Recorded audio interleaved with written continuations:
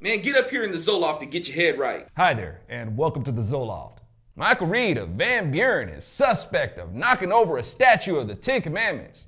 Some people like to run over mailboxes. I guess the Ten Commandments are the preferred target on Motor Mike's Modown menu. Oh yeah, I totally feel you on that, bro. Ooh, Ten Commandments! Mike's my kind of dude. Shut up. I was riding shotgun when he did it. I got a shotgun you can ride. And I reckon Moses is shaking his head, man. Moses be like, man, you had to use a car? Dude, I carried the 10 Commandments on stone tablets down a mountain because I was quite the virile senior citizen. I broke them tablets with proper manpower. What you got on that, sissy? Did you use your bumper, young man? Scared of you. And speaking of fear, man, I saw this tweet go out from the so-called Freedom from Religion Foundation, talking about how Arkansas will regret placing the 10 Commandments at the Capitol. Is that a threat? Are you threatening me? Are you Democrats gonna whip out the old cross burning and church bombing routine? Because that's what you do. How far is the so-called Freedom from Religion Foundation willing to go to make people regret the public display of the 10 Commandments? The so-called Freedom from Religion Foundation is just a bunch of religious hypocrites themselves. Not only that, they're way late, and their little organization is pointless. Because if they had any real depth, then they'd realize that Jesus Christ himself is the real Freedom from Religion Foundation. Then I saw this really pathetic quote tweeted out like it was something really deep. It's a quote by Captain Pollitt, who basically said that God failed in the missed opportunity to create a perfect world. Actually, he did create a perfect world. We're the one who missed the opportunity to enjoy it and screwed it up. But in her view, he missed the opportunity to create a perfect world because he didn't draw up what she thinks would have been the perfect commandments, I reckon. And her commandments would have gone something like this: forbidding war, forbidding tyranny, forbidding taking over other people's countries, forbidding slavery, exploitation of workers, cruelty to children, and wife beating. Okay, people like this really short-sighted.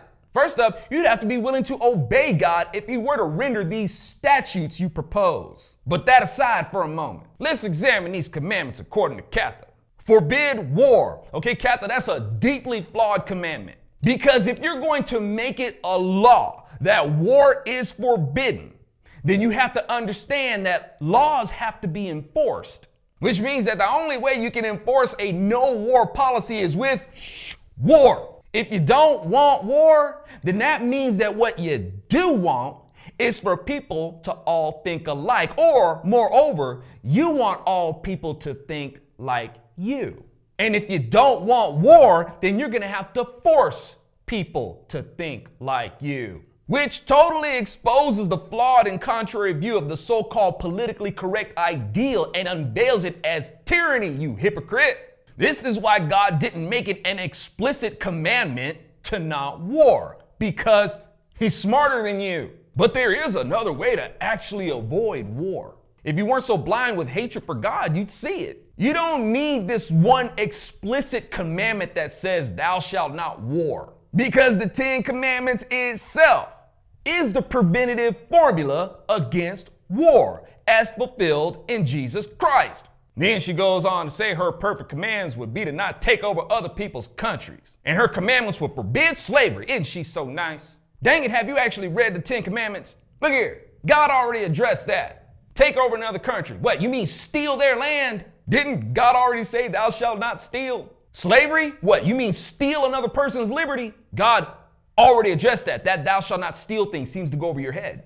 Oh, and if there's no war, how do you go about by defending land against people who won't follow your commands to not take land from other people? Also, if there's no war, how do you go about by freeing slaves against people who won't follow your commands to not have slaves?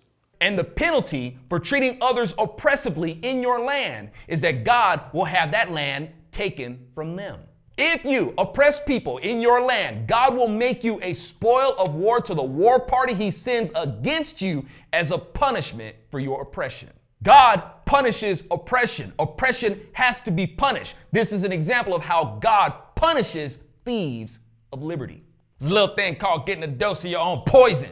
Now, she also had the nerve to include in her perfect commandments to not be cruel to children. Meanwhile, she's pro-abortion.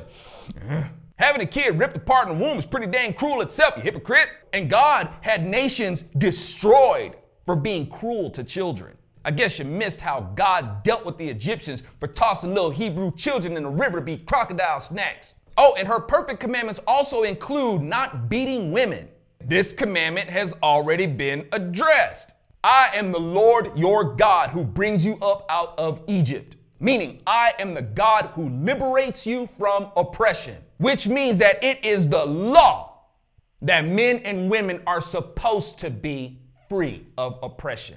And to maintain that freedom is to follow the commandment of God.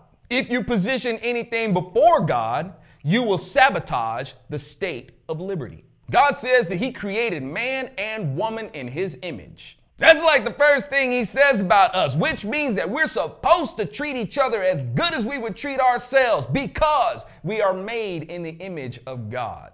So if any cowardly men are abusive to women, I assure you, you have raised your hand against the favor of God. And for you cowards who do hit women, God's got a much stronger backhand for you. It doesn't work for y'all to cherry pick scripture and try to judge God. God didn't miss anything. You're the one who keeps missing the opportunity to understand his word, but instead takes opportunities to try to slander him. So hey y'all, if you agree that the 10 commandments are worth standing up for, I hope you'll share this vid. Thanks again y'all for hanging out with me in the Zoloft. Make sure you share with your friends, family, even people who get on your nerves. Just remember y'all, when you share and support my work, a little bit of leftism dies. And I didn't even have to run over it with my car. Are you threatening me?